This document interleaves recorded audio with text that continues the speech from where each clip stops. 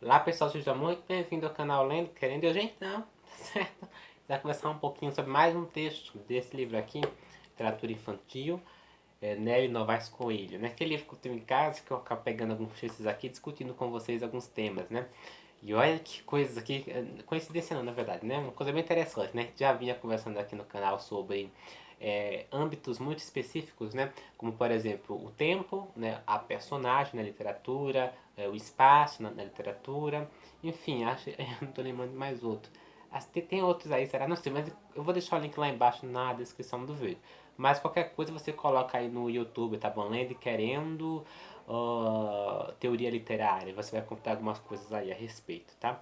Mas, tá bom? O tema que nós vamos tratar hoje acaba sendo um tema meio que pega o todo, né? A gente vai conversando sobre a linguagem narrativa. E veja só vocês também, tá certo? Que o próximo tema, que eu não vou dizer qual é, mas para quem tem esse livrozinho aqui em casa, ok? Ou enfim, tem aí, vocês vão encontrar ali o próximo tema após esse, tá certo? Então vocês vão pegar o barulho do meu irmão ali e da minha irmã, tá certo? Acho que vai aparecer alguma zoada, algum diálogo aí. Resta pra que não deixa pra ouvir, né? Mas isso também não atrapalha muito aqui ouvir. Então eu vou tentar conversar com vocês sobre ele. Isso aqui tá longe de ser uma coisa aprofundada ou algo do tipo, né? Uma aula sobre. Não, não, nada disso, tá bom? Até porque apenas acaba sendo, de certa forma, uma página e meia, uma página e alguns parágrafos. Então isso acaba até servindo para que o vídeo fique curto. Porque se eu fosse ler trocentos livros, tá bom? De cada coisinha que é citada aqui, tá bom? Se eu fosse achar livros da Mimes e tudo mais, de narrativa e de literatura, teoria, enfim, o vídeo ficaria muito longo. Então, como eu não quero uma coisa muito longa, mais pra frente eu vou deixar pra fazer esse tipo de conteúdo mais grande, né? Mais, com mais tempo, enfim, uma coisa mais específica, né? Quando estudar mais a respeito disso. Aí eu faço, prometo fazer, mas sempre em uma linguagem muito acessível, tá? Pra não complicar aí quem for assistir. Então, assim, a linguagem narrativa na literatura. Então, assim, isso aqui vai ser meu guia. Existem, gente, tá certo? Dois tipos de linguagem narrativa que vai ser citado aqui. Eu não sei se outros teóricos abordam mais, tá? Tô levando em consideração o que tem aqui. Que é a linguagem realista mimética e a linguagem simbólica metafórica. Então, assim, o próprio nome dessas definições já dizem muito sobre o que elas vão tratar. Inclusive, se você for dar uma olhadinha na própria literatura, tá bom? Muitos dos nomes teóricos, né, já dizem muito sobre o que vocês vão encontrar, né? Sobre aquilo, né? Como por exemplo, nessa linguagem realista mimética, vamos destacar aí a palavra realista e a palavra mimética. Mimética que vem de mímese aqui. Só que assim, mímese é um conceito bastante extenso, enfim, bastante complexo, que eu dei uma pesquisada aqui no Google, eu li algumas coisas a respeito, e tem vários autores que vão tratar da mímese. Mímese, para quem não sabe, significa imitação, tá?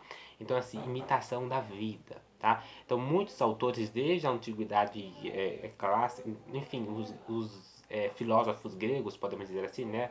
Platão, Aristóteles, tá certo? O próprio Pitágoras também, eles já abordavam isso, eles já falavam sobre a questão da mímese, tá bom? Da mimética e tudo mais. Então, assim, mímese significa imitar, resumidamente. Então, para esses aí filósofos, vocês vão ter que dar uma lida, vão ter que pesquisar mais a respeito, porque a coisa é um pouco mais complexa, tá bom? Aí, mas vocês vão vendo que eles vão dando ali detalhes sobre como o imitar a vida ao mesmo tempo não é uma cópia da vida, e sim um acréscimo, né? Então a literatura e as histórias, a linguagem narrativa seria um acréscimo à vida e não necessariamente uma cópia da vida quando a gente para pensar numa história realista ou mimética e tudo mais, né, que esteja dentro desse âmbito da mimesis. Eu achei isso bem bacana. Em resumidas palavras, o que eu vou falar sobre a mimesis é isso. Mas tem um livro bem bacana, que eu esqueci o nome agora, que eu vou ler mais pra frente, vou conversar com vocês sobre tudo isso, tá? Resumindo a palavra é isso, mas o primeiro conceito ali, que é a linguagem realista mimética, é isso, tá certo? Você vai ter ali o tipo de história, o tipo de linguagem que vai trazer, tá bom? Imitar a realidade, tá bom? Uma experiência vivida, né? E aí vai ser usado aqui um termo bem bacana, que é ou passível de ser vivida. Então, assim, uma experiência vivida ou passível de ser vivida, a depender da experiência do autor, a depender da imaginação do autor, a depender da carga de vida do escritor, do autor e tudo mais, tá? E a outra é a simbólica. É só. E dentro dessa simbólica aqui, o que quer dizer a simbólica? A simbólica o próprio nome já diz, né? É quando o autor expressa X, mas na verdade aquilo quer dizer Y, né? O conceito vai ser o seguinte, simbólica ou metafórica, né? Que vem de metáfora. Ó, quando expressa uma realidade X, querendo significar uma realidade Y. Isto é, trata-se de uma linguagem figurada que fala por imagens e assim comunica de maneira concreta ideias abstratas. Uma coisa que vai ser dita aqui nesse texto é sobre os textos ali bíblicos. Então, assim, essa linguagem simbólica é uma linguagem que foi trabalhada desde muito tempo, assim, mas bem distante mesmo, tá bom? Quando você pega para pensar nas epopeias, né? Aquelas epopeias onde o autor fala, né, uma coisa oral e aquilo vai ser passado ali por muito tempo até né, escrever aquilo ali. Enfim, aquilo sofre modificações, né? Inclusive a Bíblia, né? Aqui vai ser dito aqui, por exemplo, a Bíblia, o Alcorão, o Barata. Então, assim, esses textos aqui, os textos né, religiosos, podemos dizer assim, tá bom? E tem ali essa questão da linguagem simbólica, tá bom? É bem predominante, podemos usar essa palavra aqui. Eu acabei destacando aqui um textozinho aqui que eu vou dar uma lida, tá bom? Que ele vai acrescentar aqui ela, né, no caso, né? Ou ele, eu não sei. Preciso pesquisar o nome desse aqui. Ó, interessante. Na ficção contemporânea surge uma forma híbrida da linguagem narrativa, a que resulta da fusão da linguagem realista com a simbólica. Trata-se da linguagem usada pela ficção do realismo absurdo ou do realismo mágico, no qual o cotidiano mais comum passa a conviver com um elemento estranho ou maravilhoso, que ali é visto como absolutamente natural. Eu já li várias histórias assim, vocês também, possivelmente. Então, assim, é do conhecimento dos literatos aqui, né, das pessoas que gostam de literatura. Vou citar um exemplo, o Murilo Rubião. Eu li um livro dele, acho que ano retrasado, já faz aí uns aninhos, tá? Não fiz vídeo aqui pro canal, que é os contos dele, tá bom? Ele só escreveu contos ali em sua vida e são contos maravilhosos.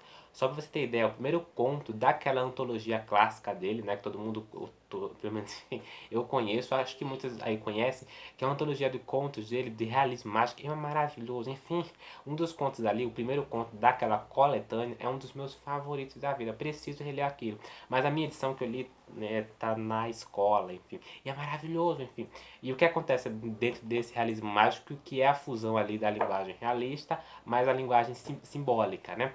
É quando personagens, né, que não se encaixam no mundo real, na realidade, são colocados na narrativa. E esses seres inanimados, podemos dizer assim, enfim, esses seres, eles conversam com os outros, eles participam daquela história normalmente, como se fossem, né, enfim, talvez, ou talvez como se fossem seres humanos, enfim, ele tem ali aquela comunicação, aquela ligação com os personagens normal.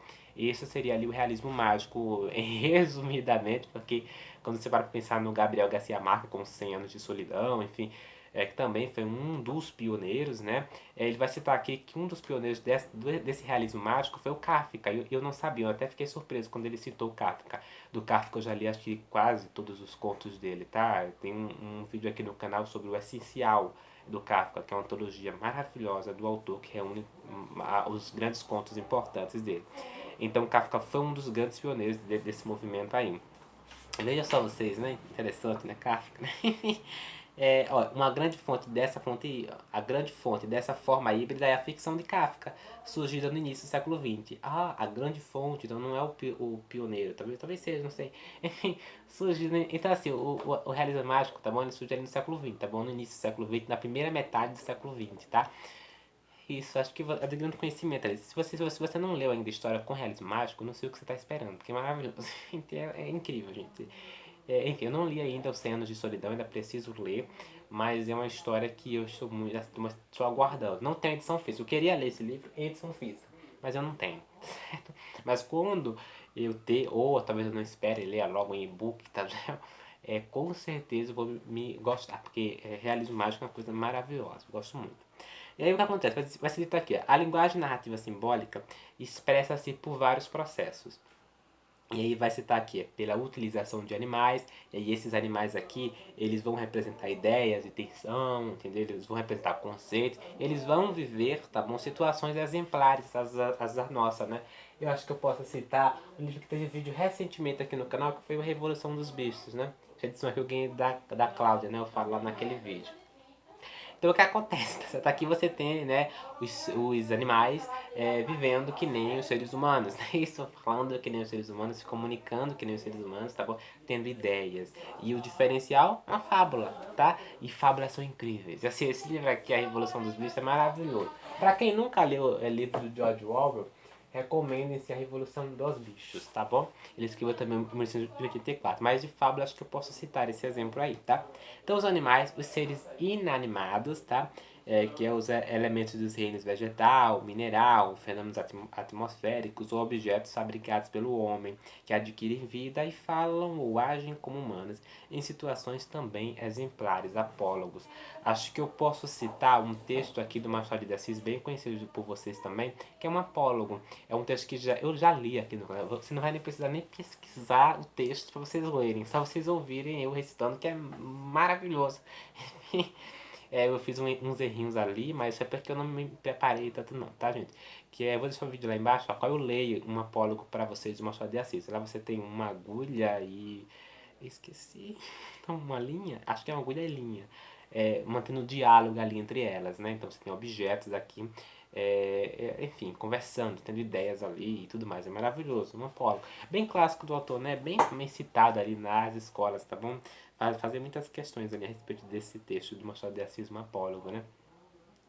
E aí elas discutem quem é mais importante, entendeu? Se é a agulha ou se é o outro objeto. Leia, se vocês não leram. Ou assista meu vídeo. Só o link lá embaixo. Poucas pessoas assistiram. Vai citar aqui também a alusão ou analogia. Isso aqui eu vou ler pra vocês, senão vou falar merda aqui.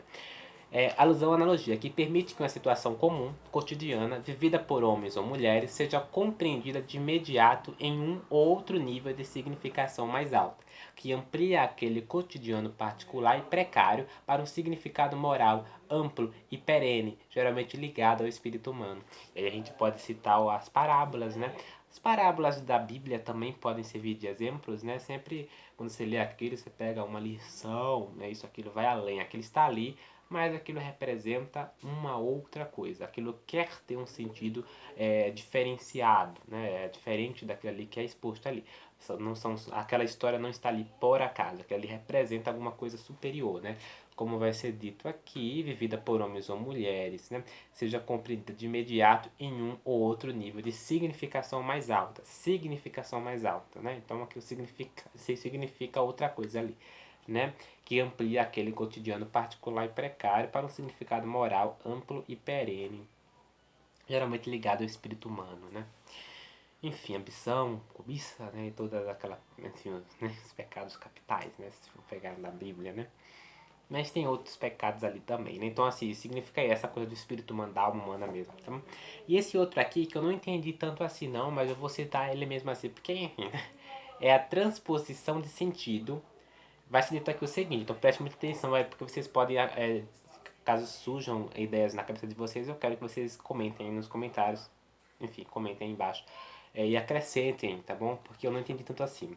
Pela transposição de sentido de um todo completo do nível narrativo para o nível ideológico, no qual aquele todo completo adquire uma significação diferente daquela que o nível narrativo apresenta.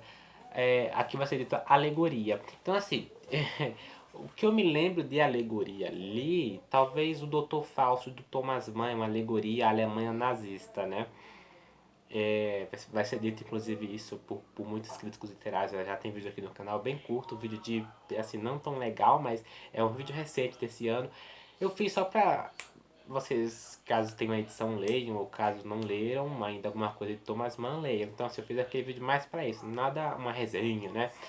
Futuramente, quando eu tiver, né, mais, enfim, textos de apoio sobre aquele livro e mais conhecimento, tá bom? Eu faço um vídeo mais grande para vocês, mas talvez aquele livro seja uma alegoria, né? Então acho que pode se encaixar nisso.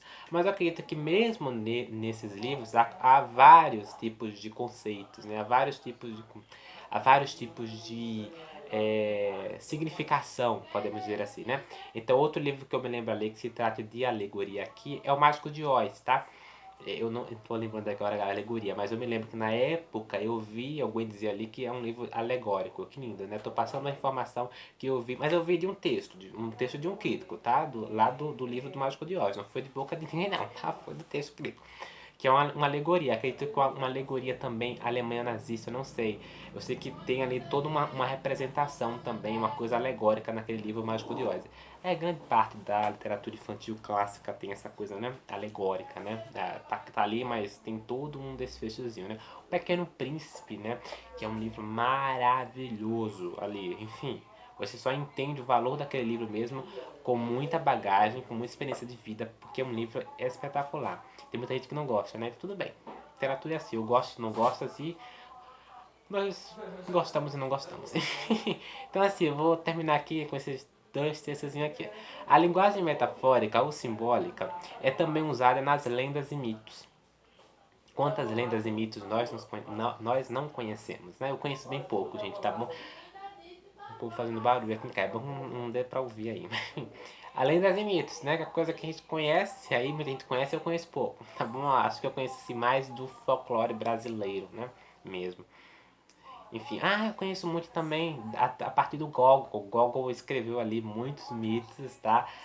Se baseou, desculpa, os seus textos em alguns mitos, né? Então eu conheço muito, principalmente aquele texto dele lá, ó, que tem vídeo aqui no canal, que eu esqueci o nome. Mas é uma história de terror, de uma bruxa e tudo mais. Eu vou deixar o link lá embaixo. Vou deixar o link lá embaixo pra você assistir. Fiz aquele vídeo no mês de Halloween aqui no canal. Maravilhoso, ó. Aquele vídeo e aquela história. Leiam Gogol, gente. Ele é muito divertido. E lendas e mitos, outros mitos e lendas aí que vocês não conhecem, não é isso? Ó, vou finalizar com esse textozinho aqui, bem interessante. Note-se que não há maior ou menor valor literário em cada uma dessas linguagens. Tanto a realista como a simbólica oferecem recursos excelentes. Tudo depende do universo em que o autor tenciona criar e do modo pelo qual ele cria, manipula a sua linguagem. Aí eu vou, enfim, eu pensei sobre isso aqui é interessante, tá bom? Há muita coisa a ser discutida sobre essa questão do valor, né? Isso que aquela obra tem, enfim, aquilo só por ser fábula tem mais importância, ou só por ser um romance tem mais importância que uma novela literária. Não é bem assim, tá? Tudo depende da forma como o autor cria, da forma como o autor manipula o seu texto e da forma como ele inova o seu texto. E assim, eu vou dizer para vocês, tá bom? Grandes obras trazem ali a inovação, tá bom? Então, se você para pensar, grandes autores se destacaram por inovarem na literatura. E aí eu vou citar o exemplo do James Joyce, tá certo? Talvez Goethe também, né? Fazendo barulho ali, mas enfim. Goethe também, acabei de falar, enfim, e outros grandes autores, porque eu não tô lembrando agora. A Emily Brontë também, né, como seu Morro dos Ventos Vivos. Enfim, acho que todos os autores clássicos têm alguma coisa que inove, né? Nem que seja uma coisinha, mas enfim. Outros se destacaram e inovaram muito, né? E tudo mais, como foi o James Joyce, a Virginia Woolf, né? Enfim. Então, grandes autores se destacam assim, tá bom? Eu não sei se alguns aí talvez até me critiquem por não citar autores tão contemporâneos, né? Porque a minha bagagem assim, é bem pouca acerca dos autores contemporâneos ali que ganharam Nobel. Eu acho que eu conversei bem pouco sobre. Eu preciso ler mais literatura contemporânea para citar mais livros contemporâneos para vocês, porque, enfim, literatura do século XXI e tudo mais, que estão aí de destaque também. É, grandes destaques, por assim dizer, e que eu acabo não falando aqui no canal, como livros que fizeram parte da literatura do autor e que contribuíram ali para ele ganhar um Nobel, né? Então eu preciso falar de autores que ganharam Nobel aqui no canal. Mas enfim, é isso aí, tá, gente? Eu acho que deu para explicar para vocês sobre a questão da linguagem narrativa de um modo bem assim, acessível, bem claro. Então, se você for um adolescente e estiver assistindo esse vídeo, também vai servir, um adulto também, então vai servir e despertar ali gatilhos para você pensar acerca desse conteúdo, acerca desse tipo de literário, né? Essa teoria literária. Ainda falta alguns textos para nós finalizarmos aqui essa edição, tá bom? E o próximo vídeo você vai dar um trabalhinho, porque eu vou pesquisar outras coisinhas acerca, né? Não vou dizer pra vocês qual é o próximo tema. Pra quem tem esse livro já sabe, pra quem não tem, dá uma pesquisada no Google, talvez você encontre, né? E é isso. É importante nós sabermos essas coisinhas chaves ali. Muitas dessas coisas a gente acaba estudando na escola, né? Como gêneros narrativos, né? Enfim, focos narrativos e tudo mais. E isso acaba servindo, porque quando a gente vai lendo um livro, a gente acaba assimilando, fazendo comparações com aquilo. Isso é muito importante, principalmente quando se trata de literatura, onde muita coisa ela vem dessa questão da semelhança, da verossemelhança e de toda essa coisa aí da associação, entende? Então, na literatura isso é muito importante, tá bom? Mesmo que você lê um livro de romance erótico e tudo mais, aquilo tem toda uma coisa por trás, tá? E todo um preparo por trás. Então, quanto mais você sabe acerca disso, isso acrescenta na vida do leitor. E eu diria até que na vida da pessoa também, porque quando você vai construir uma história, você já às vezes você até já sabe construir aquilo, só porque você lê. Então, assim, escrever um livro demanda muito conhecimento literário também. Quando você para pensar em um texto que, enfim, quero ganhar um Nobel de Literatura. É todo um preparo para aquilo, né? Isso, então, assim, muita literatura. Eu me lembro de uma entrevista do Humberto Eco em que ele fala sobre. Não, ele fala isso numa entrevista. Qualquer coisa eu deixo o link lá embaixo, tá? Mas isso foi palavra dele, tá? Ele escreveu o nome da Rosa ali também, né? Enfim, ganhou prêmios e atrás de prêmios. Foi um livro muito vendido na época, né?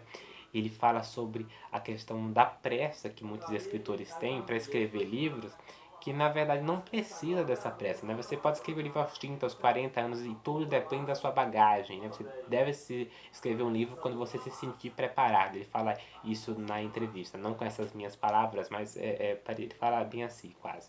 Ele fala acerca disso aqui. Eu achei isso interessantíssimo. Então, eu vou deixar o link lá embaixo na descrição. Então é isso. Esse vídeo aqui serviu mais como informações acerca da literatura, que talvez muitos professores de literatura acabaram não trazendo na sala de aula. Assistam os anteriores também, que eu já gravei aqui. Mas que trago aqui para o público que acessar e tudo mais e acrescenta aí na vida de alguém, tá certo? E vocês acabem conhecendo mais e questionando mais, tá? Beijos pra vocês. Nos vemos no próximo vídeo. É que eu tô cansado, porque eu gravei 2 vídeos hoje. Dê seu joinha, comenta aí embaixo. E todas aquelas coisas que você já conhece. Apoie o canal também, o link tá lá embaixo na descrição do vídeo.